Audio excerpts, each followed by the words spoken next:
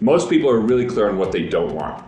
And what we don't, and resolving what we don't want doesn't lead us to what we want. It just might remove some of the painful things and annoyances, but it doesn't necessarily create this life that we love. My whole world is like, how do we create a life that we don't want to retire from? Do I value it? And could I see myself doing this 10 years down the road, 20 years down the road, 30 years down the road? Or is it something that I would be exhausted because it's sacrifice? And when we aren't choosing our lives, we sacrifice. Oh, I sacrificed for you, now you owe me something. Well, that's a shit place for anyone to be. Without the proper models of like frameworks of how to build wealth, and without the proper philosophies and the team, people end up working hard and then finding out that there was tons of financial leaks, financial mistakes, and just a lack of knowledge. Even if they have a financial planner, most financial planners are focused on building their retirement, not building their cash flow today. What is money really? Like, that book's really about our relationship to money is merely a reflection of our relationship to ourselves. And until we understand what money is and have it in its proper place, that ultimately it will tell us a story that leaves us in dissonance and frustration.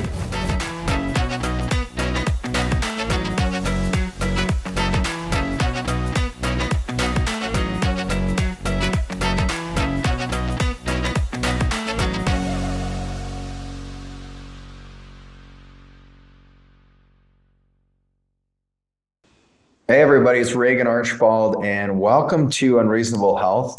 Today we're going to have some fun. I've got a repeat guest on the show who's a great friend and just a phenomenal deep thinker. I think he's a real gift for modern day society, especially those of you who have ever struggled with finances and looking for better context around it. And also if you're somebody who loves a good laugh, Garrett Gunderson, somebody who has had me brought to my knees in tears, and I've seen him clear people off their chairs at medical events who, typically they're stuffy events, and Garrett's come in and just brought in some real magic. He's the author of several amazing books, including Killing Sacred Cows, and his newest one, Money Unmasked, which we're going to talk about today. But Garrett, welcome back to the show. Hey, it's good to be back. Why isn't there a peptide to make our beard stay dark? I don't understand. I'm working on that. I know. I think, my wife says it's distinguished. We can always color it, but yeah, yours is looking pretty solid today. Well, it's like my hair going gray, I feel is distinguished. My beard going gray makes me feel old. Well, you are. I mean, let's just face it. Like it's According to my kids, I'm ancient, it's amazing. I'm like, it's going to happen before they know it that they're this age. Isn't it funny when your dad was 45, because Garrett and I are 45, same age, and when your dad was 45, did you think he was old as balls? I mean, not as old as my kids think, but it definitely seemed like a far off, like never going to happen to me age for sure. Yeah. The best thing that my dad did when he turned 50, because he went gray when he was like 18. I think I don't know why. And, but he dyed his hair brown because he never dyed his hair, and he was like white when he was the age of 50, and his hair turned purple. So he looked kind of like Ronald McDonald's cousin for about a month. It was hilarious. I shaved my head in high school for like, we did it as a baseball team. And when my hair started growing in, my scalp looked blue for like a few days. Yeah. Yeah. The fun things we do. And so you've had quite the whirlwind. I mean, the last couple of years you've been, you went on tour, you wrote new books. What has been your biggest learning experience over the last couple of years? Man, it's been a crazy couple of years because like from November of 2020 to April of 2021, it was like my favorite 5 months of my life because I was preparing for doing a comedy special with like, full-fledged, like at this place, the Depot, which is got a balcony and like just a killer venue. And we had 8 cameras and all these people from Hollywood that were, directing it and producing it. So that was like crazy exciting. And then I went from that to being like going to 16 different cities, or it might have been 17. I think I said 15 initially, and then booked a few extra to do comedy, which was a pain in the ass, like filling venues of cities that I don't even, like I'd sold my business, didn't have a database. So awesome to be on stage, crushing my sleep and my health, packing the venues though, trying to sell them out for these $47 tickets. So it's like the least amount of money I've made in a decade to do the hardest work just to have an hour of fun on stage. So I learned pretty quickly, like, hey, if I don't design the game that I want to play, someone else will design one for me, and it might not necessarily be what I want, even though it might have had ingredients that I love. And so that's really confusing when there's ingredients of what seems to be everything that I want, checkered with some things that I don't want, and the things that I didn't want actually started to destroy the things that I love most around that topic of, comedy. And like, I didn't just want to be another 40-year-old white comic. I think we have a few of those out there in the world. I was like, I wanted to use entertainment to educate. I want to like plant a few seeds where people could see money just a little bit differently, but we learn more when we laugh. We retain more when we laugh. And everybody wants to be entertained, not everybody wants to be educated. So like that was the big lesson for me was like, I wrote Money Unmasked.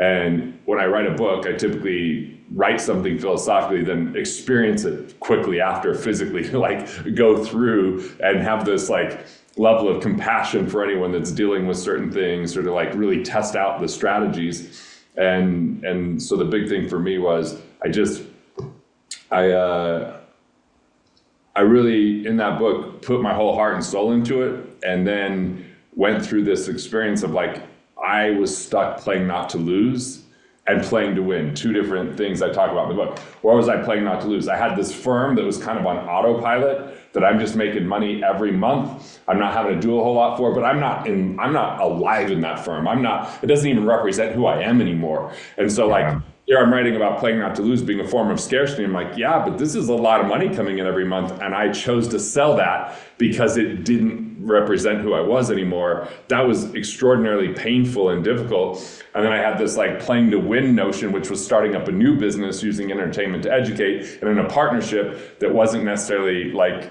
enjoyable for me. So I did in the same year, separating from both those businesses completely so I could like design the life that I want and live it the way that I want. And that's hard when there's high stakes of like making those choices, and when there's relationships and when there's emotions. Like all these ideas are great on paper, but try to apply it with the emotional, aspect of living, and with people, and with them wanting something, or them wanting to control me, or them wanting me to be something that I'm not. That was a hell of a mess that I had to get through. Man, well, I mean, disrupted sleep, which you and I were just talking about, constant, internal battles about what to say and what's right, what's wrong, how to separate things up. And I think a lot of our listeners have been through that. And I think for you, the greatest thing I saw is the philosophy, the framework that you teach is actually one that you live. Because how many people do you know that's written a book, and then you meet them in person, or you get to know them, and you're like, your book, you're full of shit. Like you don't do anything that's in your book. Like it'd be like me not taking peptides, right? It'd be like, hey, go get your peptides, guys. And I really want you to work on your health, but I'm eating Cheetos, and you find me at McDonald's, lounging in there, and it'd just be ridiculous. But you did it. So maybe you could give people the framework in which you made it through the last couple of years and have actually created the life that you want. Look, part of it is we have to have some way to consider what we really want. Most people are really clear on what they don't want. And what we don't, and resolving what we don't want doesn't lead us to what we want. It just might remove some of the painful things and annoyances, but it doesn't necessarily create this life that we love. And my whole world is like, how do we create a life that we don't want to retire from? So part of getting there was like listening to my inner knowing, which I got that from having hobbies, like going and shooting my bow all the time. It's quiet. I'm up at my cabin. There's nobody around. It's like a great way to get insight. Like yesterday, I meditated for a very long time, 2 hours. Get so much insight when it's just quiet. Now, it's not quiet the whole time because my mind's trying to convince me that I'm doing nothing. I should get up, and but eventually, like these insights come. And just being in nature for me too, like walking my river, like it's my river, walking the river next to my cabin where you've been, and where we do these immersions.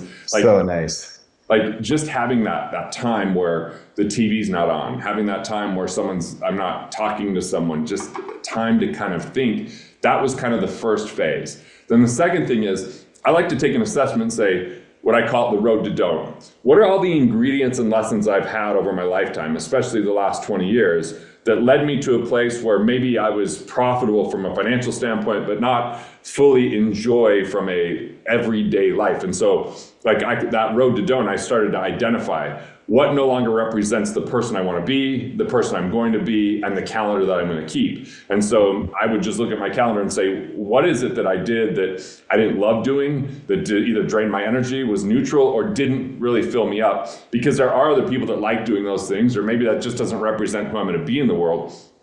And so then I just started looking at what are the things I love doing? I love to write.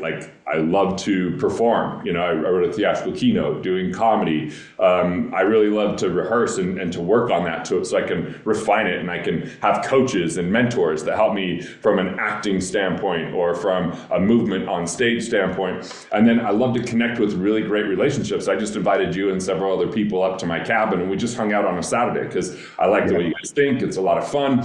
And so that's really, so I start thinking about how do I design my life in a way that it feels more like play and less like work, but it's a way that allows me to be a value creator. So how am I the greatest value creator? And I really start to consider and assess that. How do I add the most value? How do I serve the most people? How do I most deeply impact the people I'm serving? And so that came down to a lot of getting clear about how do I really feel the impact of what I'm doing? So that's why I like having you at an immersion, is I get to watch that and I get to be a co-creator with you in developing that, where back in the day when I was doing some of my webinars, there might be hundreds of people on, but all I see is names and I'm just speaking to a screen, and it felt like nothingness. So that was, so I figure out what doesn't belong anymore. And then where do I create the rhythms and habits that call forth the things that I want to do on a regular basis? So when I mentioned rehearsing, well, what if I had a rehearsal Tuesday, Wednesday, Thursday? So that's now part of time and space in my calendar. Writing a blog. I don't know if you've read many of my blogs, but they're long as hell because... Oh, they're great. Yeah, they are long. Right. So I like to write those in the morning. So Tuesday mornings and Wednesday mornings early, and sometimes on Thursdays and on flights, I'm working on that writing and I'm calling that forward into my life. Right. Yeah. So now I've got writing now, and then I'm like, okay, I like to connect deeply, like I said, with relationships. So on Fridays, I'm looking to do an immersion with someone. Did one last Friday, did one the Friday before, did one the Friday before. Normally I like to do 2 a month so I can be really present and connected and see those outcomes. So I start to really build my calendar, like even this morning, having coffee with my wife. We have great conversations over coffee in the morning. Okay, like taking a walk in the evening. So you gotta, it's not just the space for what we do in business, it's the space for what we want our life to be. And what most people put off till one day, someday, if they call it forward now, which might be shorter trips, just got back from New York where we were there with our kids, and we're having conversations with them saying, hey, wouldn't it be awesome even when you're married if we did this every couple of years, just the 4 of us, go do some things that are really fun, get to catch up, get to hang out. I remember I saw you in Amsterdam, and I had just, I had taken my mom, my dad, and my 2 sisters on this trip. And we went through Amsterdam to get to Italy, but it was just the 4 of us. And again, that's something I want to do along the way, not when I'm 20 years from now or 30 years from now for the first time. And so if we start giving ourselves permission to have time off, to have some play, to have some enjoyment, and then find enjoyment in the work that we do, because when I lived in Italy for 63 days with my family one summer, I was ready to come back and work. I was excited about the work that I was doing. That's a good indicator that we've designed life the proper way. And I know a lot of people are like, oh, well, it's easy for some people to do it. I'm a coal miner's son. I came from Price, Utah, where there's 12,000 people, a rural community. I didn't grow up in New York City. I wasn't handed a bunch of money through an inheritance. It was a work ethic that I was handed. It was love from my family. But really, most people only design life based upon the limitations within their mind. And then they're frustrated with other people that live a great life and want to switch places rather than do the work it takes for themselves. And so that's a lot of the process. I know it's a kind of a long answer, but it's consistent refinement. I mean, it's a consistent refinement. What are we going to do? What are we not going to do? How do we want to live? What do we love? What do we not love quite as much? And how do we continue to, spend time with the people we love, doing the things that we love, and delegating the things that we don't to people who are sick enough to love the things that we hate. Which is crazy. There's plenty of jobs to go around. There's 8 billion humans, and we're all different. So the interesting thing is, you started yours with getting centered. When you start mapping out your framework, is number one, you go shoot your bow. By the way, have you read Zen Bow, Zen Arrow? No. Awa Kenso. I already plugged a message to Chelsea, so it's a gift on the way. So yeah, it's a phenomenal book because it's a Zen master, and he talks about the way you shoot the arrow is how it's a reflection of what's going on internally. So it's a cool book. It's a short one, so I think you'll love it. So I could probably read it. Is there pictures in it? Well, I can actually interpret it for you, Garrett. I'll read it to you next time we're together. Yeah, no, you're gonna love it. And then the other thing you do is you called it the road to don'ts, yeah. And maybe you could unpack that just a little bit, because it's an interesting concept. Well, sometimes I would find myself frustrated when I would make what I would consider mistakes, and like some of you said, what are my biggest lessons? Well, one of my biggest lessons of all time is not speaking up in the moment I know to say something, hoping that things will be different in the future. So it's like governing by hope instead of accountability. It's, not wanting to be like, if I think of like what it really was, is like growing up and be like, I want to be a good boy. And sometimes being a good boy means you keep your mouth shut and you suffer and you sacrifice and you take on the pain, rather than actually have a conversation that could make a difference. And so that's what happened in my old business, is it started growing a way that wasn't what I wanted, but I didn't speak up. I just want to be a team player. But that's not being a leader and saying, no, that's not really where I want to go and what I want to do. And, I let that kind of happen in order to not have drama, in order to people please, in order to, but it ended up being something that wasn't good for anyone because I didn't speak up. And speaking up can be really inconvenient. And sometimes it could lead to a bit of an argument. It could lead to something that could feel heated in the moment. But sometimes that's what's required to get the results that we want in this life. And if we just don't speak up or create a framework, then we start living someone else's rules. We start living someone else's life. We start appeasing and pleasing. We start sacrificing, and we hope that one day it will be better, but we become that sacrifice. And most of the world thinks sacrifice is this great thing. And if it means to make something sacred, I would agree. But if it means to do something that's lesser than who you are in the name of appeasing someone else, that's the crux of what leaves us in a bad road in society.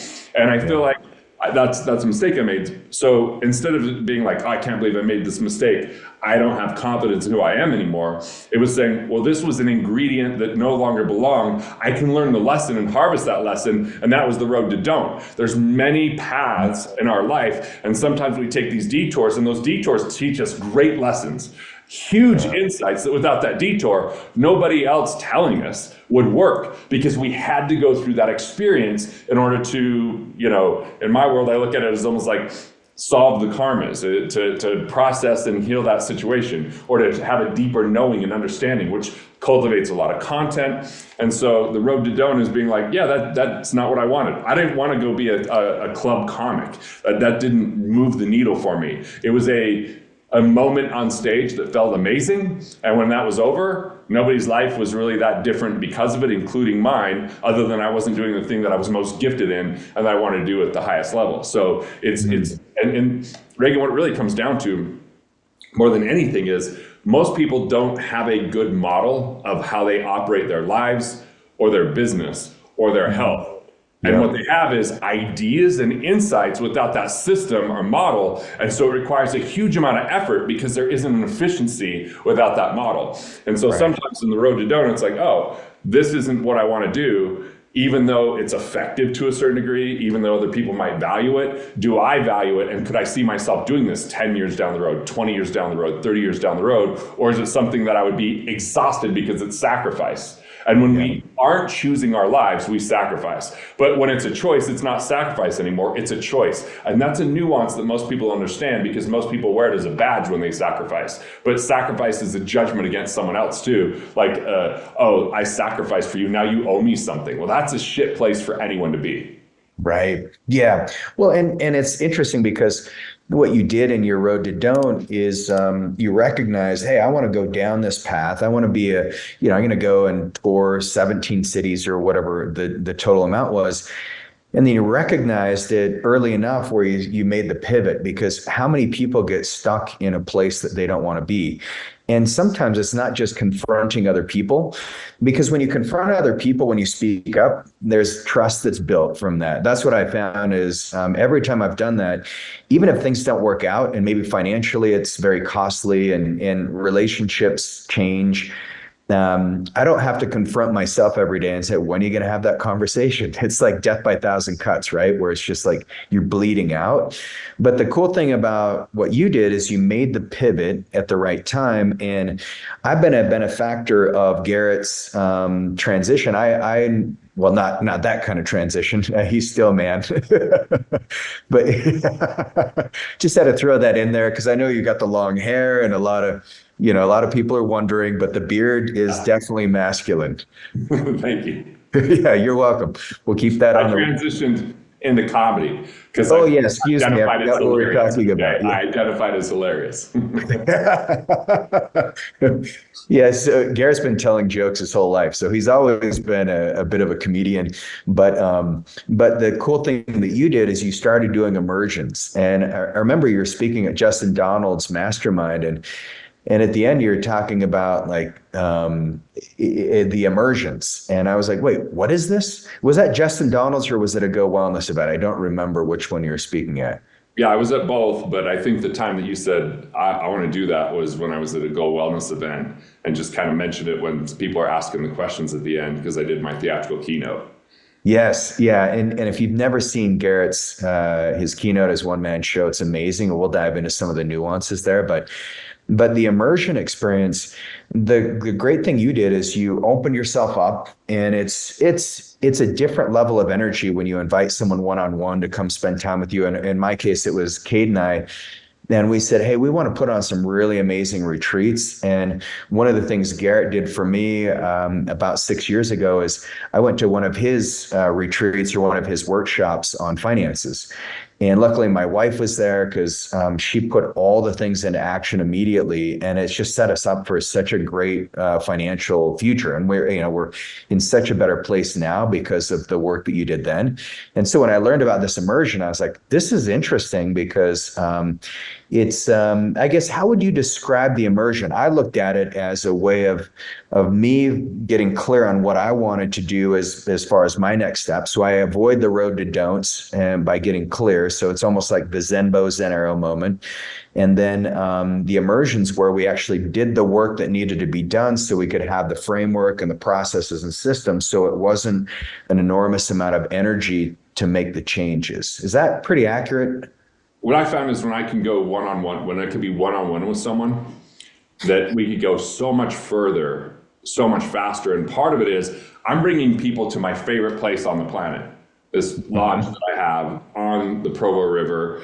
And so they're coming into like my sacred space, right? This is where I do tons of writing, and this is where we bring our family for our traditions and retreats and stuff like that. And I was like, yeah, when I first started, we didn't have that. It was in a conference room. And it was the only reason I did it the first time was because we had people that were outliers that my firm at the time couldn't really help, but I could. And so I'd just say, oh, we'll do a day. And we'd spend a day and we'd kind of roll up our sleeves and figure out, were there any, opportunities they hadn't capitalized on, any obstacles they hadn't identified? What was their subconscious beliefs around money? Where could we assemble and build a financial team to help them get much better results in a much shorter period of time? And what is it that they want to design with their life so that they had this quality of life along the way? And then once it happened at the cabin, what was great was, well, now I get like this whole afternoon with someone to really get to know them and like what's important to them. So the next day when we really dive in, it's amazing the results we can get because we're dealing with what are the 5 main objectives by the end of this that they could get done? And we suspend kind of like, if you didn't have any constraint with money, time, or ability, what would you do in life? Like, what are the most important what's that you want to do and the why you would want to do those if we took away the how and the when? If the how and the when we could figure out before the end of the day, because I open up my Rolodex and we'll find those connections for you, what do we want to go? And so, some of it's getting the financial house in order or dialed in. We save a boatload of tax for people typically in that situation. You'd already worked with us in the past, so that we didn't really have to focus that much with you and Kate on that. And then it's really like, what thing would help you in a one-to-many fashion to create a lot more leverage and impact with what you already have? So it's like looking at the ingredients of the individual and the business and finding out where, and for you guys, it was like, hey, you guys are hosting these wellness retreats. And I used to host, these wealth acceleration workshops, and it's like, let's build out a system that makes it so much more efficient and effective, so that you're able to get a whole lot more patients, and you'll be able to get a whole lot better results, and then build out those relationships. So, sometimes it's the 5 and 5. Like, what are the 5 things you want to do less of? The 5 things you want to do more of? Maybe it's the 4 I's to efficiency. What are the 4 places your money's leaking the most? Or do you plug those leaks, build a financial team to kind of get there? But what I love most about it is, if I'm vulnerable enough that other people that when they show up can be really vulnerable, then we get to this place of trust. And when we're at a place of trust in a safe space like that, where there's high confidentiality, people start sharing with me things they don't share with other people. And what happens is, there's, in our money story, there's what we will share, which is like what people kind of keep at bay, and this is their story, and this is how they want it to be perceived. There's what they won't share, which is this internal dialogue that's typically holding them back from peace of mind, financial abundance and clarity, and even confidence. And if I can get them to get to that point, we can start to unwind and kind of unravel and kind of remove those blocks. And then we get to the best place, which is the places that people can't share, their blind spots, the things that they didn't even recognize that might have happened when they were kids that have been holding them back, but they couldn't identify it. But because we're in this safe space, we have that trust, we have that vulnerability, then we get to this place of intimacy. And that intimacy is where I can really see them in a very profound way and ask them questions they haven't asked themselves, so they get the answers from within. And that's where the breakthrough exists. So yeah, we're helping them save money, we're helping them grow their business, we're helping them, get clear about what they want and improve their quality of life. But most importantly, we're helping them identify the things that sabotage their abundance and prosperity that they could never identify because it's so close to them. Like, I can't even identify that in my own self. I have outside people looking at me and asking me questions because it's paradoxical that something happens in our life, we hide it from ourselves. But anything that starts to feel like it threatens that, we move into preservation and protection, which is a form of scarcity. That even though it might avoid poverty for us because we become more productive, it also robs us of being present and having this joy and this fulfillment. And there's some people that are making so much money, but it never feels like enough. There's some people that they're always looking at other people like, why are they better off than I am? But they're not, but they just can't see it. It's all this unrest. And so that's where the magic happens. Even though before that, we're saving tax, we're organizing the financial house, we're getting, the right connections. It's that afternoon where it's like a little bit more leeway just to be and just to explore. That's so much fun. Yeah. Well, and there's like, there's great food, awesome conversations, there's music, and then nature. You're right. I mean, it's just a little piece of heaven out there. And out by the UN. There's a lot of jokes and laughing. I feel bad for Trisha. I mean, she had to hear just. Trisha's cooking and Trisha's taking notes and curating the experience, and we're just like me, you, and Cade, 3 teenagers at that point. It was a teen fest. But we're trying to blur the lines between work and play, right? So that even though we're getting something profound accomplished, we're doing it in a way that is enjoyable and fun and isn't just about getting to the other side of it. The experience itself has value. Yeah, totally. Yeah, exactly. Like, even if it wasn't productive, it would have still been well worthwhile, but it was very productive. And we had a hell of a time doing it. And so that's why I'm doing it again. I think, is it July? I can't remember the date, but anyway, we're doing it again, June or July. Yeah, and it was interesting. When I first did these, it wasn't even like an option for people to do it again, but we had someone in our business just interview people, do these exit interviews and say, like, what did you like? What could we improve? And the big thing, people are like, well, what's next? And so the one thing is we did this little test and it wasn't little test, but we did a test where I'm like, all right, we're going to take 12 people that have done immersions, and we're going to invite them to be part of this group where it's called Ascension, which has some of that follow through and follow up of like, again, like we've had such big results from that because I get it. I'm so connected to the people in it. I mean, I'm communicating, like we have each other's cell phone. Like I feel like I've made friends, like I'm really invested in their life. And so we've done some of that. But then I just did my first second immersion where at the beginning of the year, and it went so well. The second one was, I couldn't believe how deep we got and how much was like all this stuff was uncovered. I was like, all right, yeah. So I told the other people in Ascension, hey, I'm going to do second immersions for the people that want it. And like a few people raised their hand, including you guys, said, hey, we're in. So I'm really excited about that because I like being part of someone's path and journey and watch their results and you know, get like, it's just the more time I'm around you, the easier it is for me to think of like who I should be referring to you and who needs to be connected. And I'm constantly telling people about you guys, your services, and you know who you are. And like you've made a big difference in my health. I mean, I called you with terrible blood pressure. I was like, dude, this is ridiculous. My blood pressure is so high. You're like, we should definitely solve that. So we've made major progress, 20-point drop since I've been working with you. And now I'm in phase 2 of that work. I mean, before I'd always been getting acupuncture and, you know, I'd done some genetic stuff and I'd done stem cells and I'd done, you know, IV bags, but like now I'm in the peptide world with you. So. Yeah, Garrett's fully immersed in the East-West side too, which is fun. Yeah. But the great thing is, yes, you have an awesome network of like-minded people, and so many of the people you've introduced me to, they're like, oh, I'm so glad Garrett introduced us. So it's like a value add there. Yeah. And the other value add is like just the clarity that I received from the immersion. And I could go back and take the work to the team. And it's something where actually the what and the how, I didn't have to do the what and the how. I just had to say, okay, here's how. It wasn't more time. It was just doing things differently. And it's made a huge difference. Well, I'm glad, man. It was a lot of fun doing it. And, you know, I don't think I've talked about immersions publicly like this. I mean, I don't think I've been on a podcast talking about immersions. I only do 24 a year, you know, and that's what I cap it out at. But it's like because my main criteria is like, could I make a huge difference for this person? I gotta have a lot of fun working with them. You know, that's the main criteria for it. And it has been kind of this gift and this like I did an immersion last month where we got in the river. So it's snow everywhere, and we did like one guy's like, I want to do a cold plunge in the river. Dude, the river cold plunge definitely harder than a normal cold plunge when that water's flowing that way, and then you have to walk back to the cabin. But like, it's just fun that each one's unique, different, get to know a lot of nuances of people. So I really enjoy it. Yeah, that's great.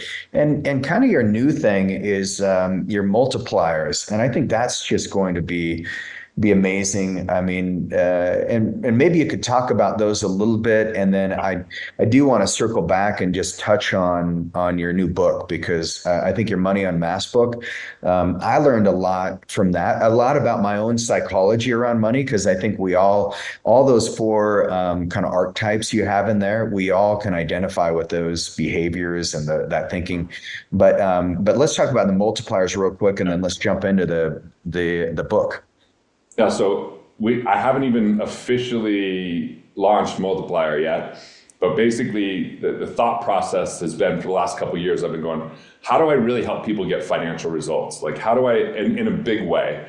And in the past, like, I know that it'll evolve where we're going to use a lot more technology and AI to support it so that it's more relevant and timely for everybody. So, you know, there's certain things with this concept of investor DNA that I wrote about in Killing Sacred Cows, that most people don't need to know 80% of what they feel they don't know enough about and feel guilty for not knowing it when it comes to finance.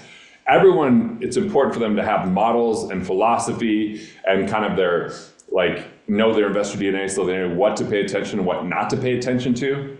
Because I don't know anything about options trading, because I don't like it. I don't know hardly anything about the stock market anymore because it's not my investor DNA. Like, what I want to know about is intellectual property. That's my main thing with investor DNA. Business and how to operate business. That's another part of my investor DNA. And so I don't need to know about tax liens. I don't need to know about, you know, I don't know, derivatives. There's so many financial instruments commercial real estate. There's all this stuff that I don't even have to care about because I focus on the things that are aligned with my investor DNA, and I only invest where it grows myself and my human life value. Otherwise, I consider it speculation. If I invest in something I know nothing about, I'm speculating. And most people are speculating even when they invest in an ETF or a mutual fund. They know nothing about why it will pay off, when it will pay off, how it will pay off, what the fees are, what volatility they should expect, how to create cash flow from it. So part of the thing is without the proper models of like frameworks of how to build wealth, and without the proper philosophies and the team, people end up working hard and then finding out that there was tons of financial leaks, financial mistakes, and just a lack of knowledge. Even if they have a financial planner, most financial planners are focused on building their retirement, not building their cash flow today. Right. Most entrepreneurs complain they don't have a good tax team. I mean, there's all these problems that I've seen over a quarter of a century of being in finance. And so I was like, I've got to build a framework that helps people, A, have permission to make more money, which is invest in yourself. And there's 3 main ways to do it. B, keep more of what you make, which there's 4 main areas where you can keep way more money, 10% or more of your income. Then third, learn how to grow your money aligned with your investor DNA, knowing there's 3 big asset classes and 2 big places to store that value. And then number 4, health and wealth, because genetic wealth is that we create the habits for our children and our children's children on how to be healthy in a world that's filled with vegetable oils and high fructose corn syrup and GMOs and overly emphasizing wheat and carbs and all that kind of stuff. And, so like health and wealth is the last part of that, but it's about having a weekly strategy session that supports those results. And so that's something that in Q3 of 2024, I will release and launch and make it very affordable because it would begin with the cash recovery. Where could people plug their financial leaks? Giving them a full course on how they design a life that they love and improve their quality of life. So it's everything from it's something they could do on their own time, but then every week I'm bringing them models that they could then implement in their life, and then the connections for anything that needs to be implemented. So that's the multiplier that's coming out here pretty soon. I've just got a lot of framework building that I'm doing, and it's been a couple of years in the making, but we're less than 90 days away from the launch. Jeez. Well, that's going to be exciting. So you guys heard it first here. Yeah. And by the way, it's fun if you ever walk with Garrett, if you go with Garrett in public or if you go in the airport, he's got fans everywhere. I feel kind of famous just by knowing you. So that's really the only reason I had you on the podcast. Just I want to feel a little famous today. So, dude, and I'm fickle. I like it. Dude. It's so funny. I was with my buddy Ian Stanley. We've done it. We did a comedy tour together. We have a podcast called Funny Money that we're launching, and we went to see Jordan Peterson. He came to Salt Lake, and I was like, I'm not running ads anymore, so I don't get recognized that often. 6 times that night. I was like, that was the most ever in one. And he's like, dude, what do you mean? I'm like, hey man. And the people are sweet. They're like, hey, I did a book report on your book in college, or hey, I've been watching your videos and I like this. Can I get a picture? I'm like, absolutely. Like, I love it. My wife, maybe not as big of a fan of it, but I like the attention, man. I'm not going to lie. I like to see that my work matters. I like to see that I'm not just here in my office writing, but those words actually impact someone's life. So, my wife, when she's with me and we were traveling with one of our friends, she's like, just so you know, Garrett's going to talk to random strangers. They're just going to approach him. And I was like, it's not going to happen. It did. And then I'm like, I feel validated and good about myself. I'm not above it. No, I think it's great. It's cool. Garrett took me, he was kind enough to take me to the Steve Aoki concert.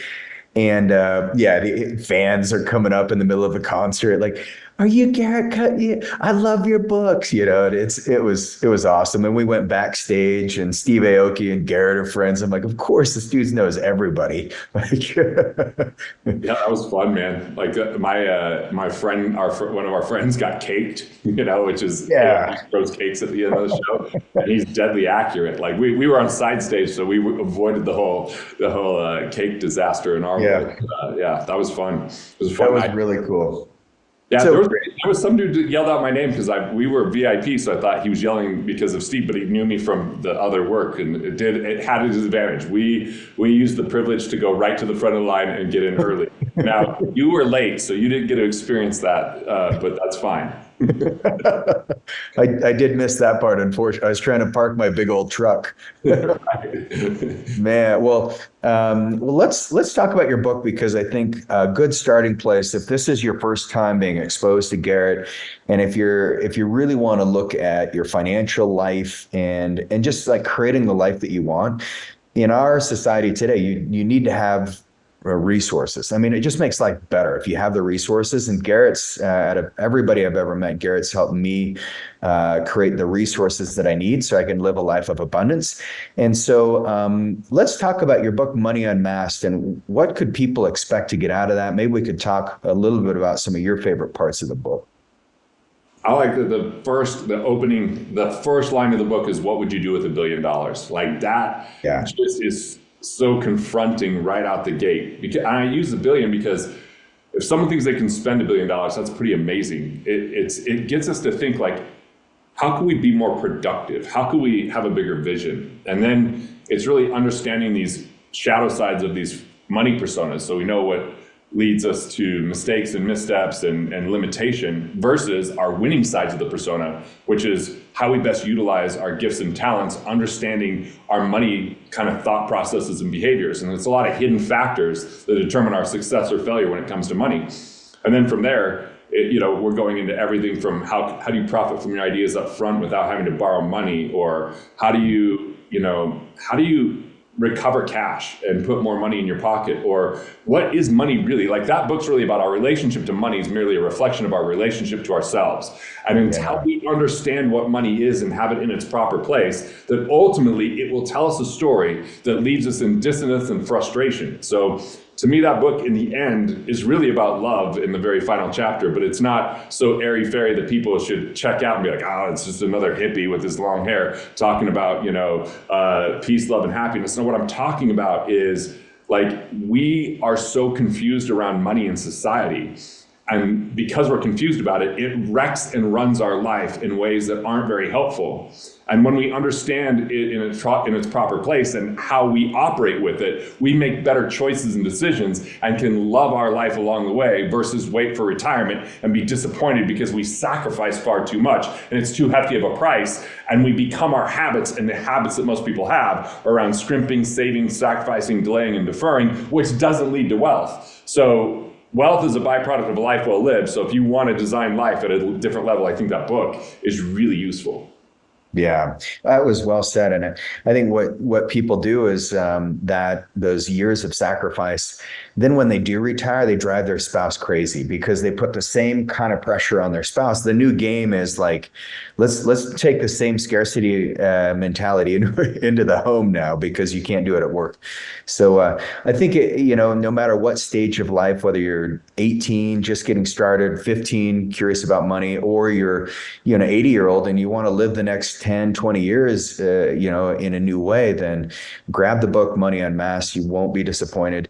And Garrett, this has been a phenomenal conversation as always. And I think once you launch your new Multipliers, of course, I'll be one of your first clients, but I think there's some real benefits that people have as well. So let me know, and then we'll get it out to our and audience. The good news is you already are a first client of Multiplier, because everybody in Ascension gets Multiplier as a bonus, no additional cost to it. So since you're in the group, yeah.